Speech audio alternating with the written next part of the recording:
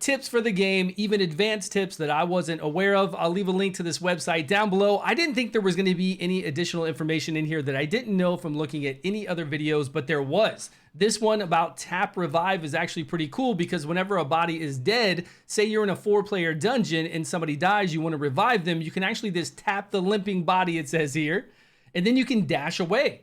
I would have thought you had to stand there and wait to be revived, but now we know we can sit there and revive multiple people. All you have to do is tap it and run away.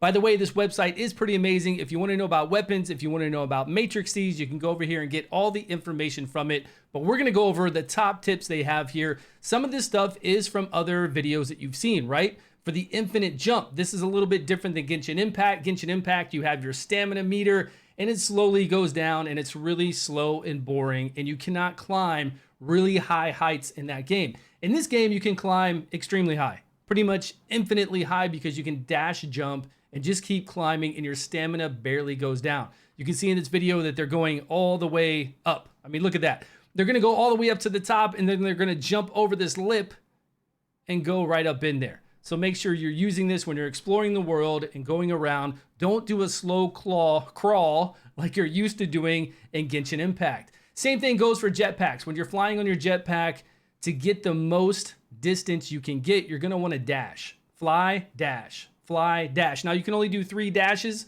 in a row, but it will get you very, very far, and it will save. No, you can do more than 3. Okay, so it'll build back up. Look how far you were able to go with that. If you just did a normal glide, you would have never made it that far. Party teleports. There are party teleports in here on the right side of the screen. Click on the flag icon to open the party member list. Click on the third button. Icon of 2 people will teleport you to the location and line channel of that party leader. If you're the party leader, the teleport button is replaced with a summon button, which sends party members a request to be summoned. Very handy to do. I like this because I don't have to ask all the time in chat, where are you? How do I get to you? Or go the distance and go over there to them. You can teleport to them. Use this to form parties to teleport to world bosses. Once you're at the boss, leave the party so that more players can quickly join. It's recommended that the party leader enable the option to auto accept party join request and then accept them, and they'll be able to teleport over to the bosses. Here we talk about making an SSR relic or a free mount. You're gonna get free mounts just from because we've had so many downloads in the game. We get all these free rewards because there's 4 million pre-registers for the game. We're gonna have mounts, but if you wanna make additional mounts, you can. This video goes over it. I'm not gonna show it. It's a lot of cooking in here. If you wanna go check out this video, I'll leave a link to this website. You can come over here to this exact page and see about the cooking and watch this person's video. It goes into detail of how to do this day one if you wanna make these additional mounts. Hidden free pity.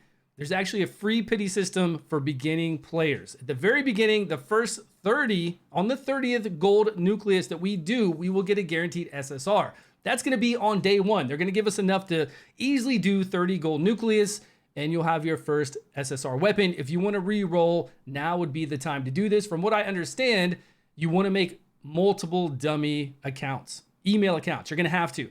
I'm gonna have to do like StewGaming, StewGaming 1, StewGaming 2, StewGaming TV, multiple email accounts, log in, and then once I get the one that I want, then I would save it to my Facebook or any other form of saving it so that I'll have that account locked in if you're looking to get some kind of specific SSR to start off with. Relics and weapons. Once you have relics and weapons and use them, you can actually swap them before you get into combat is what it's saying here. You can quick swap before combat. You can't swap while you're in combat. And to give you an idea of what this is, this hovering cannon that you can get for 20 seconds will do damage. So if you summon the hovering cannon before you got into combat, you know you're going up to a boss or a hard encounter, you summon that, plus you quick swap with G, and you summon another relic or weapon to get that advantage and have it out. Now it's only out for 20 seconds. I don't know how good this is gonna be, but it could be great. You know, you got to cool down here for a while, but you get 2 out, and then maybe you're going to get enough damage that you need to take care of that encounter. Exploring with the full map open. This sounds like it's going to be much easier than just exploring with the mini map. What it's saying is there's a lot of things right outside the mini map range that you wouldn't otherwise be able to see if you're only using the mini map. So make sure you're using the big map, because a lot of stuff they're saying is right outside the range of that mini map, and you don't want to miss it. You want to make sure you go over there and get that exploration and get those rewards.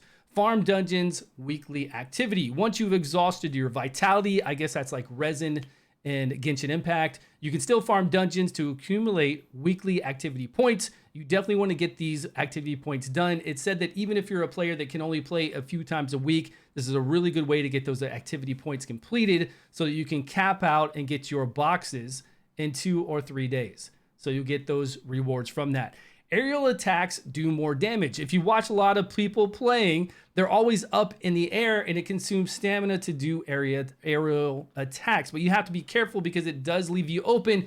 Now, I don't know about this because anytime I've seen people do aerial attacks, they're actually out of danger. They're doing it on boss fights because the boss is going crazy. So they're staying up in the air and using their stamina and fighting from the air as often as they can so that they're not taking damage. They also recommend that you do this when you do your discharge. On your weapon, when you're fighting around that weapon, it's going to fill up a bar. Once that bar is complete, you can do a discharge, a powerful move. If you want to switch over to another weapon, it's going to do the discharge move then as well. So either way, when you do your discharge, you want to do a double jump and get high in the air because it does do a little bit of animation and you don't want to be stuck on the ground doing that. You want to be safe up in the air and do your big mega moves. This passcode terminals, I'm not actually sure what this is. The correct passcodes for all passcode terminals. I guess I'm going to need these passcodes. So when I go around the open world and I see these passcode terminals, I'm going to come back to this and look at these codes so that I will just be able to get those terminals open and get my rewards right away.